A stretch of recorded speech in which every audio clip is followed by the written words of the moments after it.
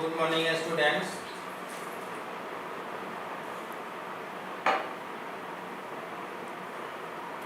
I am teaching you people as resource. In the previous lecture, I had taught about quality of population. Quality of population depends only two major factors. First, education, and second, healthcare. Now I am going to explain the remaining part of education. There is an establishment of phase setting of schools like Navodaya Vidyalaya in each district. To the increase of the literacy rate, Government of India established Navodaya Vidyalaya in every district. The main aim of the establishment of Navodaya Vidyalaya to increase the literacy rate for boys and girls, and especially for girls. Vocational streams have been developed to equip large number of high school students with occupation related to knowledge and skill. After passing the 10th or matriculation examination, many schools were established for the vocational course, so that after passing 10th or matriculation examination, many students admitted in the vocational course, and after completed the vocational course, they gain job according to their education, according to their ability, according to their skill, and fulfill their ambition, aspirations and desirations. Chunki the plan outlay on education has increased from rupees 151 crore in the first plan to rupees 43,825 crore in the 10th plan. When India became independent, then there are many problems created in India. First, agriculture, in the field of agriculture, in the field of education, in the field of healthcare, and so many problems created. जब भारतवर्ष स्वतंत्र हुआ तो चूंकि अंग्रेजों ने भारतवर्ष को आर्थिक रूप से इकोनॉमिकली बुरी तरह से डैमेज कर दिया था, और भारत की सरकार के सामने बहुत बड़ी समस्या थी, बहुत बड़ी चुनौती थी हर क्षेत्र में, शिक्षा के क्षेत्र में, स्वास्थ्य के क्षेत्र में, एग्रीकल्चर के क्षेत्र में, और सबसे फर्स्ट एंड मेजर प्रॉब्लम था to find 2 square of meal daily for the poorest of the poor. जो गरीबों में सबसे गरीब हैं उनके लिए 2 जून की रोटी उपलब्ध कराना बहुत आवश्यक था। Cottage industry, small scale industries and large scale industries have to be set up. बहुत सारे उद्योग धंधे स्थापित करने थे, लेकिन प्रॉब्लम ये था कि रॉ मटेरियल इंडिया में है तो वाटर सप्लाई पाकिस्तान में चला गया। इस तरह से बहुत सारी समस्याएं थी, और इसीलिए जब इंडिया इंडिपेंडेंट हुआ तो 1951 फर्स्ट 5 ईयर प्लान, प्रथम पंचवर्षीय योजना लागू की गई।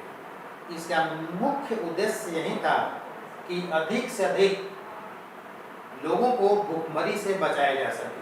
एग्रीकल्चर के क्षेत्र में, in the field of agriculture, in the field of education and in the field of health care, and so many problems can be solve. इसीलिए पंचवर्षीय योजना शुरू की गई, और फर्स्ट 5 ईयर प्लान, प्रथम पंचवर्षीय योजना में शिक्षा के क्षेत्र में ₹151 crore 151 crore only rupees invest किए गए। और इन द 10th प्लान, और वहीं 10वीं पंचवर्षीय योजना में 43,825 crore rupees invested by the government. अब सोचने की बात है और बहुत ही मेजर और आश्चर्य की बात है कि प्रथम पंचवर्षीय योजना में मात्र 151 करोड़ रुपीज इन्वेस्ट किए गए और 10th 5 ईयर प्लान में 43,825 करोड़ रुपीज इन्वेस्ट किए गए। इससे अनुमान लगाया जा सकता है कि इंडिया का जो पॉपुलेशन है किस पेस से इंक्रीज किया। जैसे जैसे पॉपुलेशन इंक्रीज करेगा वैसे वैसे अधिक से अधिक कॉलेज स्कूल्स स्थापित किए जाएंगे और अधिक से अधिक उस पर रुपीज भी इन्वेस्ट किए जाएंगे। यही कारण था कि फर्स्ट 5 ईयर प्लान में only 151 crore and in 10th 5 year plan में 43,825 करोड़ रुपीज इन्वेस्ट किए। Next, the expenditure of education as a percentage of GDP rose from 0.64% in 1951 to 1952 and in 3.98% in 2000 to 2003। और जितने भी खर्च किए गए शिक्षा के क्षेत्र में वह जीडीपी था वह 1951-52 में ओनली 0.64% था, जो 2002 से 3 में 3.98% बढ़कर चला गया। इससे अनुमान लगाया जा सकता है इसलिए हुआ due to the increasing rate of population. Next, the literacy rate have increased from 18% in 1951 to 65% in 2001। और एक और अनुमान लगाया जा सकता है कि साक्षरता दर बढ़ाने के लिए जैसे जैसे पॉपुलेशन इंक्रीज किया वैसे वैसे इंडिया की गवर्नमेंट भी अधिक से अधिक इस पर रुपए भी अधिक से अधिक खर्च की। रिजल्ट यही हुआ कि अधिक से अधिक लिटरेसी रेट बढ़ा। यही कारण है कि लिटरेसी रेट 18%, ओनली 18% था 1951 में और 2001 में 18% से बढ़कर 65% चला गया। इससे अनुमान लगाया जा सकता है कि लिटरेसी रेट में अधिक से अधिक इंक्रीजमेंट हुआ। Literacy rate is not only A right, it is needed if the citizens are to perform their duties and enjoy their rights properly. We know that rights and duties are correlated to each other. अधिकार और कर्तव्य दोनों एक दूसरे के पूरक हैं।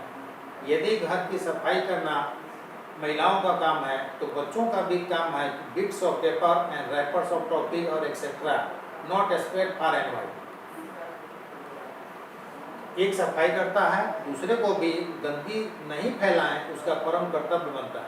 ठीक उसी तरह से लिटरेसी रेट है, literacy is not only A right. साक्षरता दर सिर्फ एक अधिकार ही नहीं है बल्कि यह आवश्यक भी है। यदि जितने भी भारतवर्ष के नागरिक हैं उनका भी यह ड्यूटीज बनता है कि अधिक से अधिक गवर्नमेंट इतने इन्वेस्ट कर रही है तो अधिक से अधिक हम इसका बेनिफिट लें, यह मेरा ड्यूटी बनता है।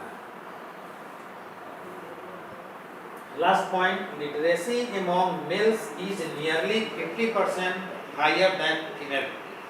और साक्षरता दर पुरुषों में महिलाओं के कंपैरिजन में 50% अधिक हुआ। और नेक्स्ट लेक्चर में बतलाया जाएगा कि बॉयज़ और गर्ल दोनों में कंपैरिजन किया गया है। इसमें लिटरेसी रेट अर्बन एरिया में और रूरल एरिया में किस तरह से इंक्रीज किया, यह टॉपिक यहीं खत्म हुआ। Thank you.